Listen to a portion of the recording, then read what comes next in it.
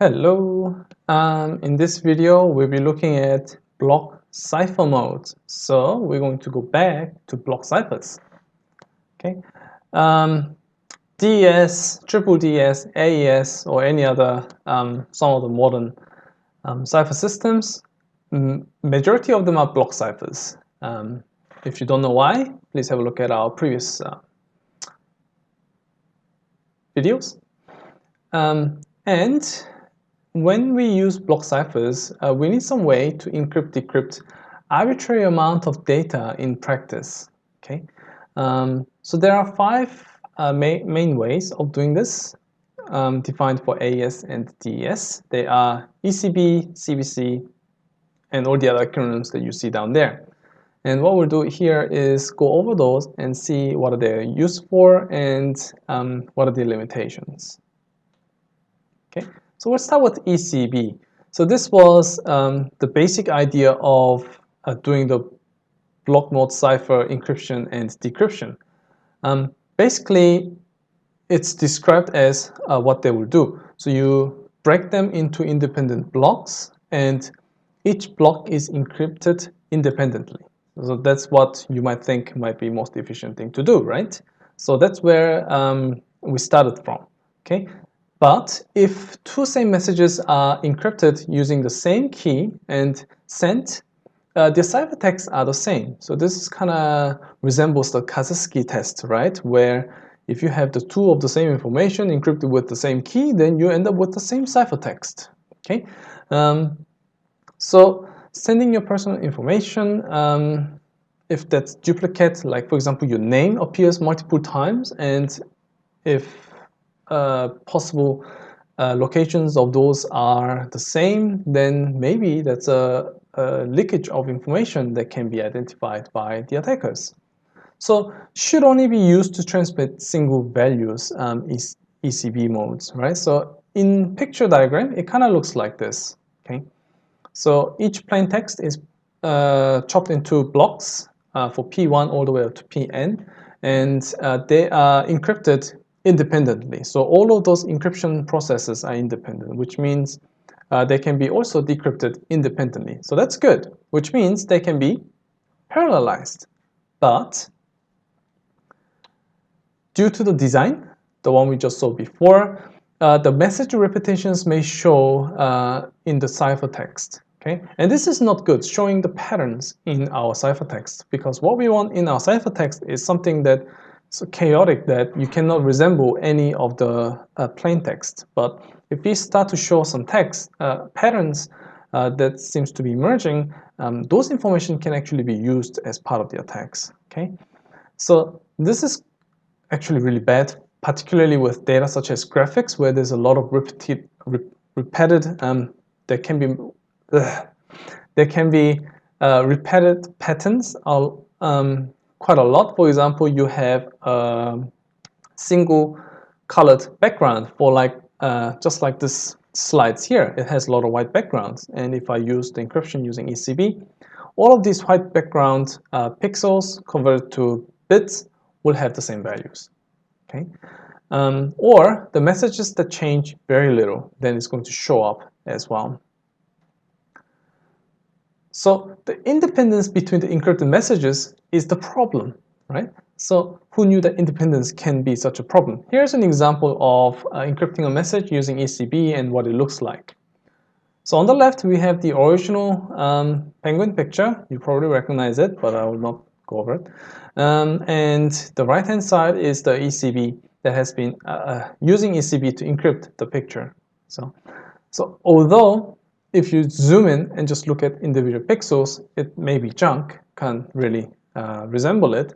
But as an overall picture, you can still say, oh, okay, I can recognize that picture. I've seen that somewhere. And you don't really have to crack the code to understand what this is. Okay. So this is the downfall of using ECB, where the independence has introduced some problems for data that are repetitive or occurring quite a lot. Okay, so to remove those independence, the next mode has been introduced, which is CBC. Okay, so CBC removes the independence between message blocks by linking the encryption operations. So that means once you do the encryption, the output of the encryption is going to be used by the next encryption step, and I'll show you how that's done in the next slide. So basically, the previous block outcome gets used in the next. Okay, so this is how the linkage is happening.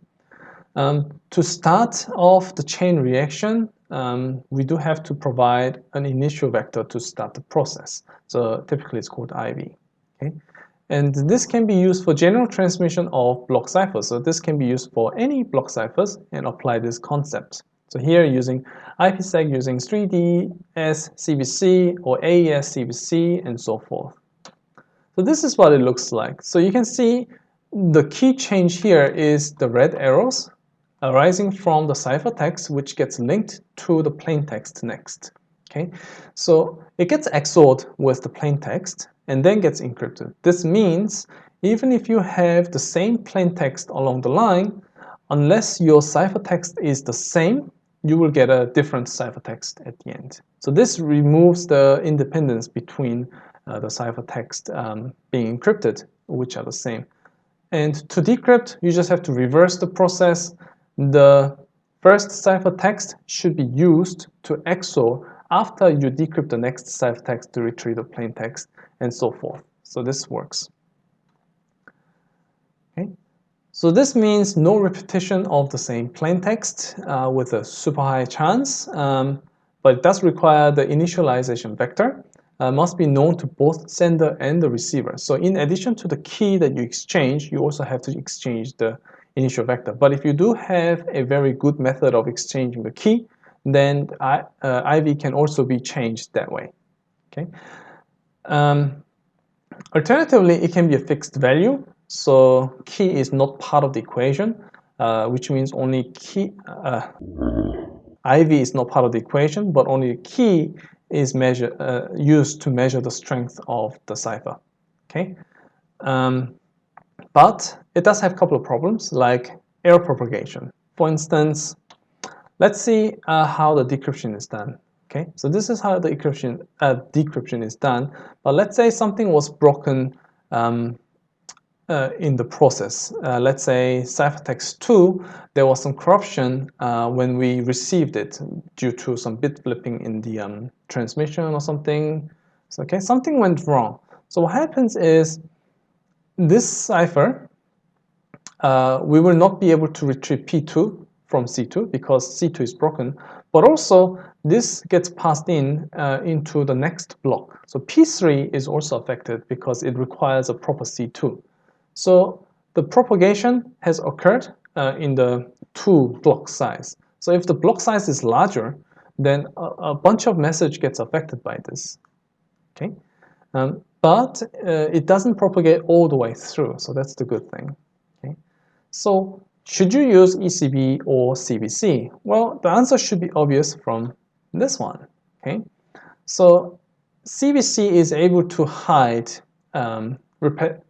repeating information very well. Okay, and CBC is still used for this feature. Okay, so let's move on to CFB. Okay, so CFB is pretty much like CBC, but the way you link one block to the other is slightly different. Okay, so to use the cipher blocks of the previous step as the input of the cipher in the next step. Okay, so it divides the plaintext into segments of length S bits. So this means my blocks can be an arbitrary size, and S can be less than the defined block size. What is the benefit of doing this? Well, S can go all the way down to 1, which means CFB can be used for stream ciphers as well. So in block ciphers, do you remember if the information doesn't fill up the block, you have to use padding? In this instance, you don't have to. Okay, the encryption is used to generate a sequence of keys of length S bits. Okay, and ciphertext is produced by XOR operation of the plaintext and the key. Okay, so here is what it looks like. Okay, so remember that the top one is now K instead of P, but P has moved to the side. So what this means is key and initial vector gets encrypted, and this gets XORed with P. Okay, and this P can be changed an arbitrary size, anything less than the block size. So if I do want to send only one bit at a time, this can be just a single bit, and XOR with the encryption at the top to do that. Okay. The decryption obviously is just going to reversing the process of the encryption. So obviously that should be quite clear to you. Okay. So CFP, the block cipher, because I can choose an arbitrary length of the block for the P, is used as a stream cipher. Okay, so this allows this block cipher to be used as a stream cipher. So you can plug in, instead of using the defined stream cipher, you can use this block cipher as a stream cipher as well. Okay, this is typically used in scenarios where data arrives in bits or bytes. Okay, for example, common value for S is 8 bits. The bit can be as small as 1, denoted in the CFB dash and then the bit size. Okay? So this is similarly with CBC, the ciphertext depends on the all previous plaintext. Okay? So there is no identical plaintext that gets converted into ciphertext because of this chaining. And you'll probably notice that all the subsequent block cipher modes will have some sort of chaining to improve the independence between the encryptions and decryptions. Okay. So what's the difference between CBC and CFB? Well, the CBC performs XOR first with the plaintext before encryption, but CFB performs XOR with the plaintext after encryption. Okay. So that's the only difference, but by changing this configuration, we allow plaintext to be an arbitrary size because plaintexts are not part of the encryption. So it doesn't have to be passed in as a block, which means it can be any size less than the block size. So next one is OFB. Okay. So also this one aims to work with stream ciphers, converting blocks to streams. So message is treated as a stream of bits. Output of the cipher is added to the message. Okay. The output is also used for the next cipher. So previously in CFB, the ciphertext gets used, but instead in OFB, once you did the encryption, this can be passed on to the next encryption straight away. Okay, so even before you have your plain text to encrypt, you can prepare yourself for the encryption process. Okay, so these up heading parts can be pre-computed, and as the plaintext comes in, you can apply the XOR. So this can speed up the encryption process. Okay. So feedback is independent of message, which allows you to prepare the encryption stage early. Okay. It can also be used to encrypt stream of messages on a noisy channel, for example, satellite TV transmissions as well. So it has a few different advantages over CFB. Okay. So to decrypt, you just have to flip the operations of the encryption.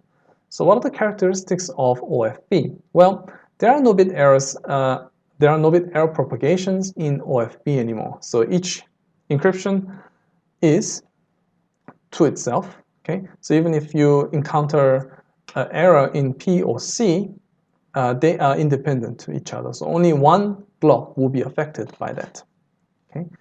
However, this is more vulnerable to message stream modification. So because we are sending independently, the no propagation means they're not dependent on each other, although you create independent ciphertexts. Okay?